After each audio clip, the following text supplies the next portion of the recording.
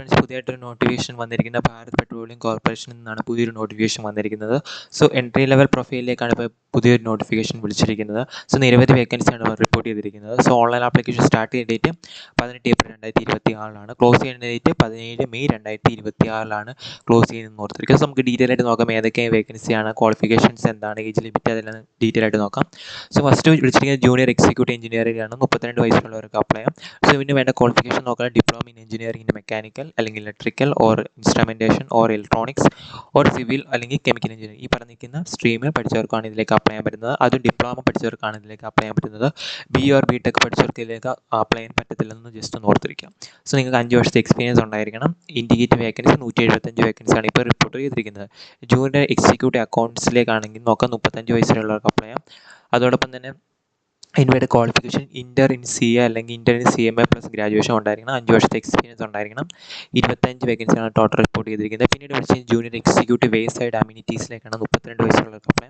Qualification BCom അല്ലെങ്കിൽ BBA അല്ലെങ്കിൽ BC അല്ലെങ്കിൽ BMS അല്ലെങ്കിൽ BHM പഠിച്ചവർക്ക് അപ്ലൈ. 5 വർഷത്തെ എക്സ്പീരിയൻസ് ഉണ്ടായിരിക്കണം. 10 വേക്കൻസിയാണ് ഇപ്പോൾ നിലവിൽ റിപ്പോർട്ട് ചെയ്തിരിക്കുന്നത് ഓർത്തിരിക്കുക. പിന്നീട് വിളിച്ചത് സെക്രട്ടറി BPCയിലേക്കാണ്. 32 വയസ്സുള്ളവർക്ക് അപ്ലൈ.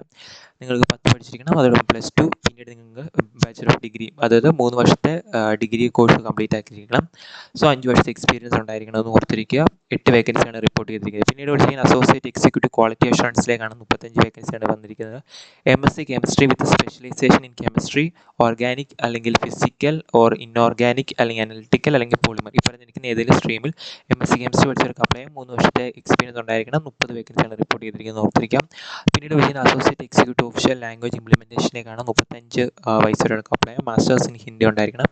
ഹിന്ദി മാസ്റ്റേഴ്സ് പഠിച്ചിരിക്കണം. 3 വർഷത്തെ എക്സ്പീരിയൻസ് ഉണ്ടായിരിക്കണം. 2 വേക്കൻസിയാണ് ടോട്ടൽ റിപ്പോർട്ട് ചെയ്തിരിക്കുന്നത്. ഇനി ആപ്ലിക്കേഷൻ പ്രോസസ്സ് നോക്കാം. 18 ഏപ്രിൽ മുതൽ 17 മെയ് വരെ ആയിരിക്കും ഓപ്പൺ ആയിട്ടുള്ളത്. സോ നിങ്ങൾ BPCLൻ്റെ വെബ്സൈറ്റ് ത്രൂ ആണ് അപ്ലൈ ചെയ്യാൻ ഓർത്തിരിക്കാം.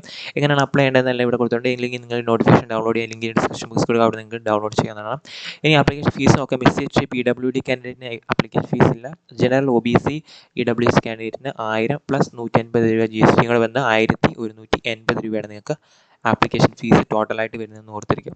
സോ ബാക്കിയുള്ള ഡീറ്റെയിൽസ് എങ്ങനെയാണ് അപ്ലൈ ചെയ്യേണ്ടത്, അതിൻ്റെ ബാക്കിയുള്ള ഡീറ്റെയിൽസ് എല്ലാം ഇവിടെ മെയിനായിട്ട് ഇവിടെ കൊടുത്തിട്ടുണ്ട്. നിങ്ങൾ ജസ്റ്റ് ഒന്ന് നോക്കുക. സോ അപ്പോൾ അപ്ലൈ ചെയ്യാൻ പറ്റുന്നവർ അപ്ലൈ ചെയ്യുക. ഈ ക്വാളിഫിക്കേഷൻ അതുപോലെ BO BTech ഉള്ളവർക്ക് ഇതിലേക്ക് അപ്ലൈ ചെയ്യാൻ പറ്റില്ലെന്ന് ജസ്റ്റ് ഒന്ന് ഓർത്തിരിക്കുക. അപ്പോൾ അപ്ലൈ ചെയ്യാൻ പറ്റുന്നവരെല്ലാം അപ്ലൈ ചെയ്യുക. Thank you.